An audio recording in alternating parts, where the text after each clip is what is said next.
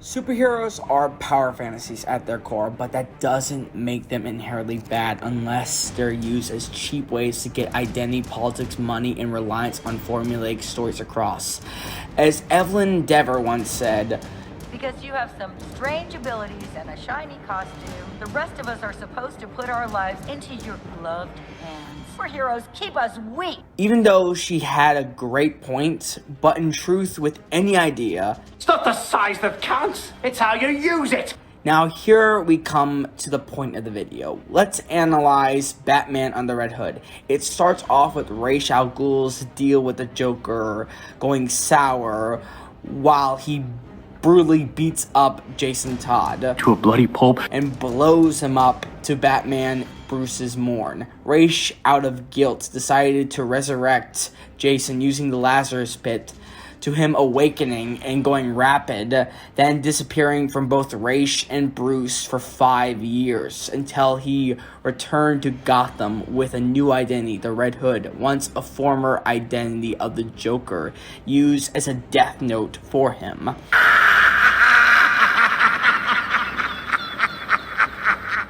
The Red Hood targets Black Mask as a means to an end. Batman involved by leaving him breadcrumbs of his true identity until Bruce could figure it out just in time for Black Mask to get so desperate enough to get Joker out of Arkham, leading both Joker and Bruce to exactly where Bruce first found Jason. Jason chose Crime Alley as our meeting place, where I lost my father and mother to a murderer. Where I gained a son. Jason wanted it all to end that night, but I was going to save my son, or die trying. Leading to a climactic battle where Jason reveals himself just to burn all unfamiliarity between them, to show how personal this all was to the both of them. As they fight with brains, brawn, and ethics, they cease all fighting when they get to Jason and the point of this video. The consequences of not vigilantism, but holding back entirely from a Justice Department or a vigilante perspective. I want it done by the book. By the book. You have to. We have to show him our way works. Batman himself has been praised as a hero who doesn't kill, which leads to many consequences. In this scene, Jason is criticizing Bruce that he didn't kill him before or even after the Joker killed him. And here we come to Bruce's last defense, why he doesn't kill. Wake. And unlike Harvey Dent, I'm not beholden to petty motives like revenge, or worse, career advancement. A weight has been lifted. I don't have to decide who's innocent and who's guilty anymore. All I have to do is execute. Where she died. I know I was here. Trying to save her. But you didn't. Yes, you could have. If you'd listened to me. If you stood up against corruption. Instead of doing your deal with the devil. I was trying to fight the mob. You wouldn't dare try to justify yourself if you knew what I'd lost. Have you ever had to talk to the person you love most? Tell them it's gonna be alright when you know it's not.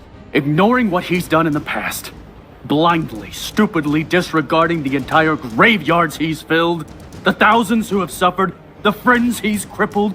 I thought I'd be the last person you'd ever let him hurt. This is why I consider this Batman Bruce Wayne, and in the same continuity as the Killing Jokes Bruce Batman, the definitive truth and most faithful to what makes the character of Batman so great and actually powerful. In Kay and Skittles' video, he said Frank Miller's Batman was a fascist power fantasy. Matt Reeves' Batman was a liberal power fantasy for woke audiences. That's why this Batman would never be in a theatrical cut. More than even Frank Miller's. because it tells the truth of Everybody just yells and screams at each other. Nobody's civil anymore.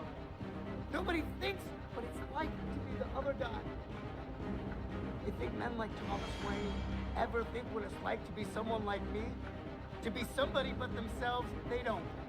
They think that we'll just sit there and kick it like good little boys. That we won't werewolf and go wild. You finished? their fear to admit not that power fantasies are wrong and a waste of time, and that we should focus on reality only, not pure escapism is good and reality is a horrible nightmare, and that we should only rely on that as truth and consider that good from our stories. No. In truth, both sides are right and wrong on everything at the same time. Bruce is Batman because he's trying to live with this monster.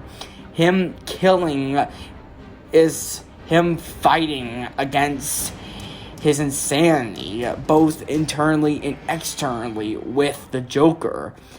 That's what all movie adaptations and most people's conceptions fail on making Batman what he is, because you have to have balls in order to accept him as this. If it had been you that he'd beat to a bloody pulp, if he had taken you from this world, I would have done nothing but search the planet for this pathetic pile of evil death-worshipping garbage and send him off to hell. You don't understand. I don't think you've ever understood. What? What, your moral code just won't allow for that? It's too hard to cross that line? No! It'd be too damned easy. All I've ever wanted to do is kill him. A day doesn't go by when I don't think about subjecting him to every horrendous torture he's dealt out to others, and then end him. Aw, so you do think about me. But if I do that, if I allow myself to go down into that place, I'll never come back. Even Jason fails to understand that, but not because he can't, out of false morality, even he criticized, but because he's torn by his own insanity of the Joker, what he did to him, that emotion tearing him up inside, like Bruce.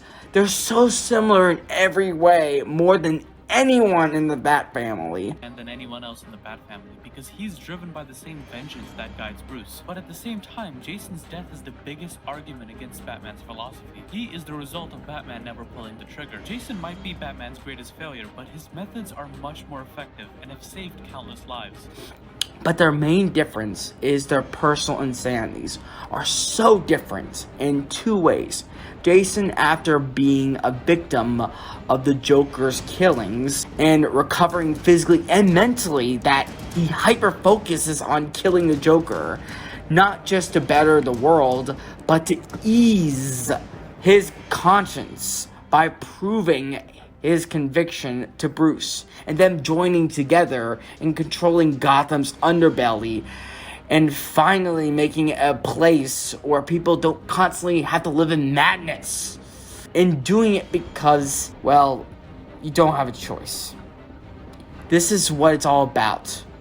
It was this moment that Jason's last act of conviction to prove to Bruce, leaving Jason to go to his last resort, blowing them all up sky high. With the Joker not just the causer, but a victim too of his own insanity, like Bruce created more victims with people who've already been victims. And it shows the truth that everyone can pass insanity on to others, and others can be victims of insanity, of society, culture, whatever, in Tim, Jason, or even, and especially the rest of his Bat family and people he makes friends with. In truth, insanity is our very nature, nurture, and independence. We're drunk on it, and convince ourselves by rationalizing it to death, by storytelling, practical worldviews, laws, and regulations. Because the truth about this world and society as a whole is we have no consistent idea what to do with problems and even solutions on our own here. And that's our ultimate insanity. The only sane truth is our ability. And I just wrote this. You know, it's funny. This reminds me of a joke. See, there were two guys locked in a lunatic asylum. One night they decided they didn't like that anymore. They decided to escape. So they made it up to the roof, and there, just across this narrow gap, they see rooftops stretching across town, stretching to freedom.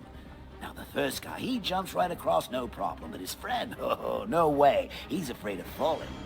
So the first guy, he has an idea. He says, hey, I got this flashlight with me. I'll shine it across the gap between the buildings, and you can walk across the beam and join me. But the second guy says, what do you think I am, crazy? You just turn it off when I'm halfway across.